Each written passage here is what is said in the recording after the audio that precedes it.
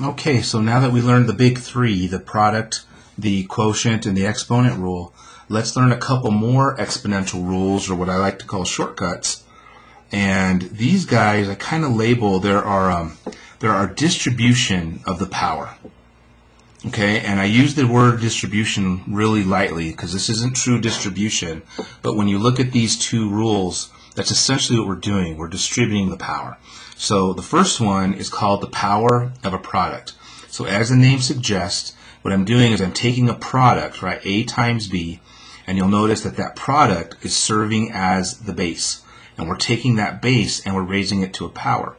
What turns out the shortcut or the rule is when I'm taking a power of a product, I can basically take each factor, right, the factor A and raise it to the power, and the factor B and raise it to the power. So it's almost like I distributed the power out, but the correct language is all factors basically get raised to that power. But I kind of, quasi call it distribution, even though it's not the true distribution process. But we can get away with it here for powers. So kind of a proof of why this works. Let's say we had a product 2 times x, and we were raising that to the third power. All right. So if we did this exponentially, like this would be 2x times 2x times 2x.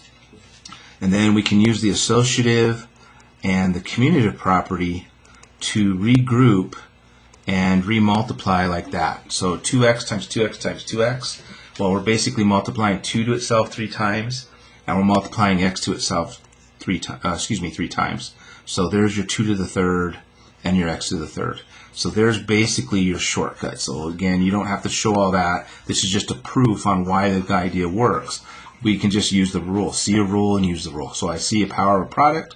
So each factor, right, the factor of 2 gets raised to the third power, and the factor of x gets raised to that power. So the power of a product, distribute the power. So looking at some more examples, if we had something like, let's say 3y to the 5th power, right, I have a product and I'm raising it to a power. So the factor of 3 is going to get risen to the 5th power, and the factor of y is going to be risen to the 5th power. So it's kind of, again, like I distributed that power out. Okay? Again, maybe we have some numbers. Maybe we have an x and a y, and we're squaring it. Okay? So what do we have going on here? Well, I have a power of a product. So the factor x is going to get raised to the 2nd power, and the factor y is going to get raised to the 2nd power. All right? So again, this rule only applies if we have a product being raised to a power. So let's look at some common mistakes. All right? So a common mistake, and this is why we have to be careful with the distribution, is when I have something like x plus 2 and I raise it to the 3rd power. All right? Many students will abuse this rule and say, well, this is x to the 3rd plus 2 to the 3rd, right? Because they're kind of concentrating on that. Hey, I'll just distribute the power. However, we're talking about a sum here, right? And in order to distribute the power, I need the power of a product. So that's why this isn't equal. If I had a nickel for over the years, the number of times students did this error, I'd probably be a rich man. So let's not make that error, right? So you cannot distribute a power over a sum. As a matter of fact, you cannot distribute a power over a difference, right? Because that's not what this said, right? What this said was it's the power of a product. So you can only distribute the power over factors, not terms. So let's try very hard not to make that silly mistake. All right, we only apply it to when we're applying a power to a product. Okay, the next rule, very similarly, is the power of a quotient.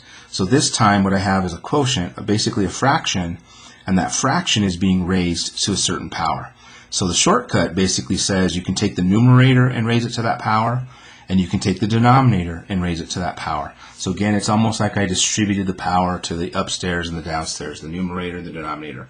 So proof, why does this work? Well, let's take x over 2 and let's raise it to the 3rd power. What that literally means is x over 2 times x over 2 times x over 2. And when we multiply fractions, it's tops to tops, bottoms to bottoms, and there's your x to the 3rd and 2 to the third. Let me write that a little better. All right, and so again, you don't have to show me all that work. This is just the proof of why that thing works. Cutting to the chase, I have a power being applied to a quotient. So the top gets raised to that power, and the bottom gets raised to that power. So our classic power of a quotient rule. All right, and so looking at some examples, let's just say we had 3 over y, and we were raising it to the 4th power. We'll have a quotient being raised to a power.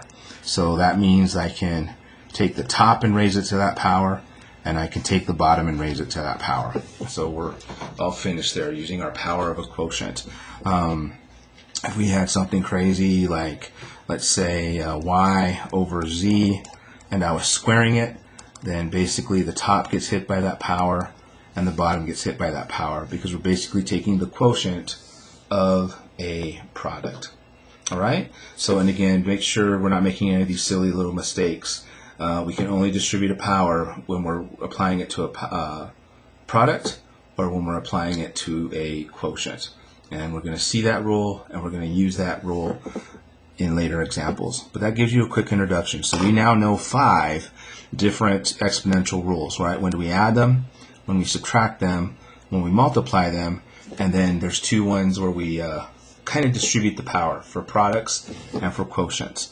So we basically have 2 more to cover, and we'll take a look at the next one in the next video. Talk to you guys then.